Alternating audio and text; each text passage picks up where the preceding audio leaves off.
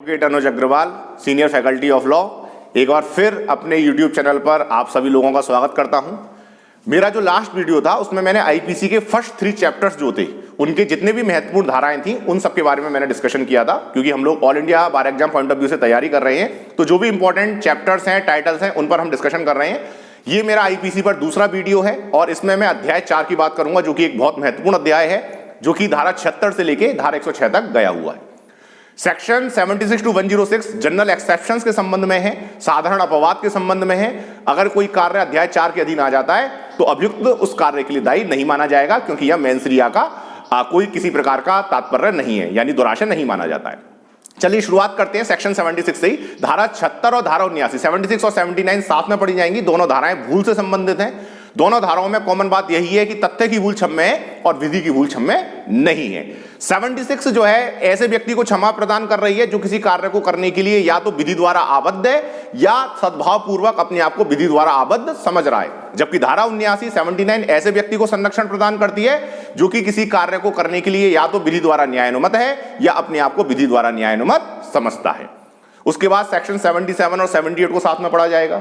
Section 77 जो है ये जो है न्यायाधीश द्वारा किए गए सद्भावपूर्वक कार्यों को संरक्षण प्रदान करती है, और सेक्शन 78 जो है न्यायाधीश द्वारा किए गए कार्य जिनको कि किसी एग्जीक्यूटर द्वारा किया जा रहा है, यानी न्यायालय ने अपने अनुसरण में यदि कोई कार्य कराया है, जैसे जल्लाद अगर किसी को मृत्युदंड देगा तो जल्लाद को संरक्षण जो है धारा 78 के अधीन मिलेगा, यानी न्यायालय के अनुसरण में जो कार्य किए जाएंगे उनको संरक्षण धारा 78 में दिया जाएगा। उसके बाद धारा 80 जो है ये दुर्घटना के संबंध में है, एक्सीडेंट के संबंध में है। जोगेश्वर बनाम सम्राट केस लॉ भी थोड़े थोड़े याद रखने हैं। जोगेश्वर बनाम सम्राट का जो केस लॉ है ये धारा 80 से संबंधित है। उसके बाद धारा 81 आवश्यकता के सिद्धांत की बात करती है, यानी necessity do not knows the law, आवश्यकता विधि नहीं जानती। इसमें जो इंपॉर्टेंट केस लॉ है आर बनाम डटले एंड स्टीफन, इस केस लॉ को हमको याद रखना है। रेगिनर बनाम फगोसा, इस केस लॉ को हमको याद रखना है। उसके बाद धारा 82 और धारा 83, धारा 82 जो है 7 साल से कम आयु के बच्चे को संरक्षण प्रदान करती है, डॉलिन कैपेक्स, और धारा 83 7 साल से ऊपर और 12 साल से कम आयु के बच्चे को संरक्षण प्रदान करती है यदि वे अपने कार्य की प्रकृति को समझने में असमर्थ है। अच्छा, एग्जैक्ट 7 साल वाला बच्चा जो है वो धारा 82 में जाएगा, क्योंकि आईपीसी में जो बेनिफिट ऑफ डाउट है, संदेह का लाभ है, वो अभियुक्त को दिया जाता है। जैसे क्रिकेट में संदेह का लाभ हमेशा बैट्समैन को मिलता है, उसी तरह क्रिमिनल लॉ में संदेह का लाभ हमेशा अभियुक्त को मिलता है। धारा 84 विकृतचित्तता के संबंध में है, और विकृतचित्तता 2 प्रकार की होती है, विधिक विकृतचित्तता और चिकित्सकीय विकृतचित्तता। और आईपीसी में विधिक विकृतचित्तता को संरक्षण दिया गया है, चिकित्सकीय विकृतचित्तता बचाव नहीं है। धारा 84 आर बनाम मैकनाटन के सिद्धांत पर आधारित है, केस लॉ याद रखना है, आर बनाम मैकनाटन पूछा जाता है। उसके बाद धारा 85 और धारा 86, 85 और 86 मत्तता के संबंध में है, इंटॉक्सिकेशन के संबंध में है। सेक्शन 85 जो है अनैच्छिक मत्तता के संबंध में है और सेक्शन 86 स्वैच्छिक मत्तता के संबंध में। 85 से इंपॉर्टेंट केस लॉ है डीपीपी बनाम बियर्ड, और 86 पर महत्वपूर्ण केस है वासुदेव बनाम पेप्सू राज्य, ऐसे याद रखना है। धारा 87 जो है वॉलेंटाइन नॉन फिट इंजूरिया, यानी स्वेच्छा से किए गए कार्य द्वारा क्षति, धारा 87 का टाइटल याद रखना है, इनडायरेक्टली पूछा जाएगा। वॉलेंटाइन नॉन फिट इंजूरिया का सिद्धांत कहां है? धारा 87 में है, 87 में है। उसके बाद धारा 88 88 से लेकर 93 तक सहमति के संबंध में आएगा। सेक्शन 88 जो है सहमति से किए गए कार्यों को संरक्षण देती है। 89 जो है संरक्षकों को, गार्जियंस को संरक्षण दे रही है। 90 में सहमति को बताया गया है कब एक सहमति वैध सहमति मानी जाती है। अच्छा, अब देखिए जैसे सेक्शन 90 आप यहां पर पढ़ रहे हैं तो आप इसको इंडियन कॉन्ट्रैक्ट एक्ट 1872 से भी कोरिलेट कर सकते हैं, क्योंकि वहां भी धारा 13 में सहमति को बताया गया। सेक्शन 13 जो है सम्मति को बताती है, सेक्शन 14 वैध सम्मति को बताती है। इस तरीके से आप कोरिलेट कर सकते हैं। उसके बाद सेक्शन 91 जो है कुछ कार्यों में सम्मति को वैध नहीं मानती, जैसे इमैस्कुलेशन, मिसकरेज के जो मामले होते हैं, गर्भपात संबंधी मामले होते हैं, उसमें सहमति वैध नहीं होती है। उसके बाद जो है सेक्शन 92 जो है वहां पर कुछ कार्यों जो कि सम्मति से नहीं किए गए लेकिन परिस्थितियां ऐसी थी तो ऐसे कार्यों को संरक्षण प्रदान करती है। 93 जो है ये सद्भाव पूर्वक दी गई संसूचना को संरक्षण प्रदान करती है। 94 जो है ये व्यवस्था के सिद्धांत को बताती है। 95 डी मिनिमिक्स नॉन क्यूरेट लेक्स, विधि तुच्छ कार्यों पर ध्यान नहीं देती, तो ये हमको याद रखना है। डी मिनिमिक्स नॉन क्यूरेट लेक्स, विधि तुच्छ कार्यों पर ध्यान नहीं देती।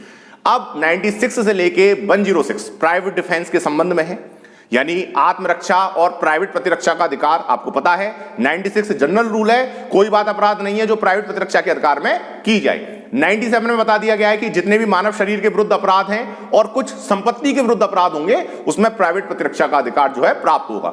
98 इतना कहता है कि अगर कोई विकृत व्यक्ति है, मत्त व्यक्ति है, तथ्य की भूल के अधीन कार्य कर रहा है, उस व्यक्ति के संबंध में भी प्राइवेट प्रतिरक्षा का अधिकार होगा। यानी प्राइवेट प्रतिरक्षा का अधिकार प्रत्येक परिस्थिति में और प्रत्येक व्यक्तियों के विरुद्ध उपलब्ध होगा।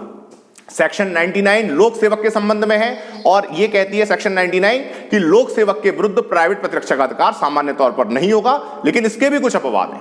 यदि लोक सेवक के कार्य से मृत्यु या घोरपति की युक्तियुक्त आशंका कारित होगी तो लोक सेवक के विरुद्ध भी प्राइवेट प्रतिरक्षा का अधिकार प्राप्त माना जाएगा।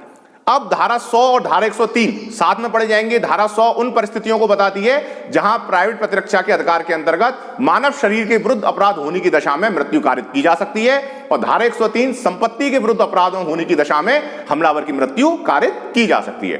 तो कौन कौन से मानव शरीर के विरुद्ध ऐसे अपराध हैं जिनमें हमलावर की मृत्यु कारित की जा सकती है, धारा 100 में बताई गई हैं। जैसे आपराधिक मानव वध या हत्या नंबर 1, नंबर 2 घोरपति, number 3 rape, number 4 unnatural sexual offence यानी सेक्शन 377 वाली बात हो रही है। सेक्शन नंबर 5 किडनैपिंग और एब्डक्शन यानी व्यभिचार या अपहरण, नंबर 6 सदोष परिरोध रॉन्गफुल कन्फाइनमेंट, और number 7 acid attack section 326A के जो मामले होते हैं। तो 7 परिस्थितियां आपको याद रखनी है, मैं रिपीट कर देता हूं।